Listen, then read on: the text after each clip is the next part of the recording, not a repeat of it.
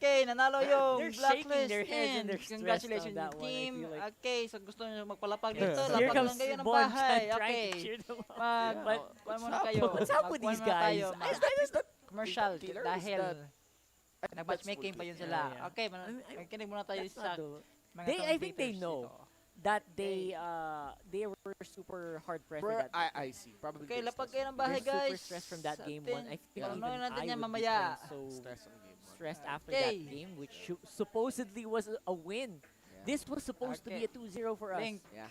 right? Yeah. So even if we win this, Okay, we're still not quite there Yeah. yet. Link. I like the mindset. Maybe that's what you need to do. Maybe celebrating too early might become a priority. I want to mention as well that I think Aura needs to reconsider their bans. Okay, meron ng Luzon. one Yeah, black Always what's the given deal? to blacklist and one ang Aqua. Both Aura. games, so it ito was so good. talaga yung first pick. Yeah, both games were so good. It was a really palabantang larong really to, effective. pero Why ganda not ban it? talaga sila kasi magagaling lahat. right. I mean, Pero why kahit is anong gagaling niya. why is RPH so considerate with this Yuzong pick? And Ha? really, it's the same headline as this game number What's that? 1. JP Ha? is hurting from the Mag-send nerves ko ron. on that lane, ladies and gentlemen. Let's see the Naglalag. insights coming in from a resident analyst, Wolf. Super surprised about is yung drafting prowess talaga. The Blacklist International. My name is Wolf, your resident analyst, and I'm gonna tell you about that game that was won by Okay. Blacklist International when they started it with the draft. Ang gusto kong sabihin dito is yung draft natin nagpabor talaga sa Blacklist, which kind of makes me think ginawa na nila yung ganitong klaseng drafting during their first stint here at MPL Season 6. And it worked wonders today. Medyo may konting question marks lang ako on the side of Aura PH because they first picked etong Ling and the Thams. They gave, I think they first picked Atlas, or at the very least etong tatlong to. And they gave this Kufra to the side of Blacklist International, which really is a big problem para sa Ling. And knowing Aura PH, they're willing to risk. Alam nila yung ins and out nitong hero na to. They won a championship because of this hero in the MPL Season 5. And they know the limitations, supposedly, of the heroes. And they have been playing against the Kufra with the Ling before. At honestly, na-overcome naman nila. Why? Then again, malaki pa rin Nakuha ang na. advantage of having this Nakuha na Kufra ako. against the Ling. Not only that, the Yuzong first picked by Blacklist, or at least at the first Okay, phase. Genox TV. And Aura PH still went in Okay. para kumuha ng Ling. Yun yung questionable na para sa akin. Genox In TV. fact, Salamat sa when we panonood look at the dito sa post-game aming stats, we channel. can see how impactful this Okay. Yuzong was overall with the game. Ngayon, pumunta tayo Invite- dun sa second Invite phase daw. ng picks. If you are a fan of Aura PH, nakita mo na yung limang heroes ng Blacklist, which is already the Kufra, the Cho, the Yuzong, Lancelot, and then Cyclops. Wala na akong maisip, for me personally, ang hirap isipan ng last pick dapat para sa Aura PH. If you recall, ang last pick nila is the X-Borg. It fits the playstyle of Kiluwash, but it will force Aura PH to put the thumbs again on KLVJ, which is not one thing Blacklist I yung want to see. nanalo You want to na see yun. KLVJ on Nataura more yung natalo. explosive heroes. Not only that, yung X-Borg, I don't think it answers any of the problems Okay. for Aura PH against Oh, the International. naglalag Looking yung at internet just the namin. matchups, Okay. meron kang Makasulit Yuzong, again. sino ang makakapatay sa Yuzong mula sa Aura? Maybe the Ling Okay, at a so certain maraming point. pera Maybe yung the kalaban. X-Borg no? when put all together. Nakalaki But overall, nila walang si hero mula sa Aura Edward, PH na yung makakatapat pinaka- talaga sa Yuzong at this Laki point. sa kalaban And in ay fact, si yung Atlas, Ling. Okay, si Ling talaga hindi yung siya magiging enough at masakit all ito. dahil meron kang magandang mga counter mula dun sa Blacklist. At apart from that, I think that they went for massive purifies Okay, on the side of Blacklist para talaga mapigilan itong Atlas mula sa Aura PH. Now, let's look at the actual highlights of the game and we will see the development of the players. And do want to take note na may Okay. priority ang Aura naglag PH dito muna yung to aking- take the purple buff. And they were successful in doing so. Maganda sana yan para pigilan yung pag-farm ng Lancelot, right? So that's perfect. However, the team fight of Blacklist International is very Okay. good at this point. As you can see, meron silang Lancelot na AoE damage. They have Cyclops very good in the early stages of the game and eventually nanalo dito sa mini skirmish without plays ang Blacklist International. Napahabol din yung Aura PH. Napunta yung buff sa Aura PH but dahil mababa na yung HP ng mga members ng Aura PH, nahirapan din sila mag-farm eventually. Now, I like how Blacklist International uses their team fight against Aura PH. And like we said, superior din kasi yung team fights ng Aura hi PH sa mga at this viewers point. ngayon. Sorry, ng lapag Blacklist kayo ng International. bahay. Dahil din sa farm na nakuha Chat nila ngayon at dun sa natin nature ng ibibigyan mga ng heroes. jacket. Now, well, kind of want to pause it a little Gusto bit. nyo ng And jacket? look at the Bibigay mini-map. ako, tapos Actually, kahit lalapagan hindi nyo na ng yung bahay. minimap, tignan nyo na lang yung taas Okay. ng screen wherein 4 turrets na nakuha ng Blacklist International and 0 pa lang sa Aura PH. Dito pa lang mapapaisip ka na ano ba ang strength na ngayon ng Blacklist International over Aura PH? And the answer is map control. Nakakatawa lang kasi isipin yung Aura PH yung superior yung map control or at least yung pag-control ng real estate sa mapa in the previous game. But in this specific game, it's actually all throughout Blacklist International. And this is mainly because of the draft once again. And we can see the game developing. Eventually, yung Hi, mga Blacklist viewers, International, they will kapag just paborito, keep on at fighting and bibigyan ng fighting and jacket. fighting, not letting Aura PH recover when it Bibigyan comes ng to the jacket farm. ngayon. They know the strength of their heroes. Meron silang Lancelot, very good in the early and the mid game. Meron silang Yuzong all throughout the match, kayang lumaban just because of the innate kit of the hero. That's also true with the Khufra na napakatalino ng paggagamit ni Eson dito. Very role player based. Nakita niyo yung nakita yung the flying V formation na sinasabi dito na ating mga casters maybe later after this clash kasi in fairness sa Aura PH, ang galing nila magdepensa. So this is it. The team fight that really was a problem for Aura. So as you can see, yung kanina sa Onyx PH, we were talking about the formation. And the formation from Blacklist International laban sa Aura PH ay napakaganda talaga. You can see they're all clubbed together. And looking at the heroes of Blacklist International, lahat yan ay AoE. Particularly the Khufra, even the Lancelot with the Thorn Throws. Imagine mo eventually, di ba, matutunaw talaga yung kahit sino sa Aura PH dito. And unfortunately, para sa Aura PH, if you're looking at their spells, nobody has the Purify. And Eson really had the free pass to initiate on Aura PH dahil magkasama sila lahat dito. Tapos meron ka pang Cho to follow up. So that's additional AoE stuns and all the damage in the world. By the way, there were many counters to the Ling dahil meron ka ng Yuzong, meron ka pang Cyclops, and it's incredibly hard for JP, kahit pa siya ang Diyos ng Ling dito sa Pilipinas, it's really hard for him to play in this game. And there's a lot of counters to him, and eventually, nanalo na nga dito ang Blacklist International. MVP of the game is Aqua. I like how he plays this Yuzong. Hindi nagtitipid, mga kaibigan. Every time na alam niya na pwedeng tumulong yung mga teammates niya, when it comes to using his ultimate, he goes for it. He knows na mababa yung downtime ng teamfight tools ng Blacklist International. At dahil doon, pwede silang tuloy-tuloy na maglaban. This guy is the MVP of the game, not only because of the stats, but also the usage of his skills. That's wonderful coming out from Aqua, and hopefully we get to see more. And with that, game number 1, na-even up na po ang series natin between Blacklist International and Aura PH. It's 1 apiece. And ito yung gusto ko i-take. Draft of game number 2 was really perfect for Blacklist. And at a certain point, draft of game number 1, ang ganda, ang genius din eh. Ang talino, I'd say. Clever. Wala sa Blacklist International.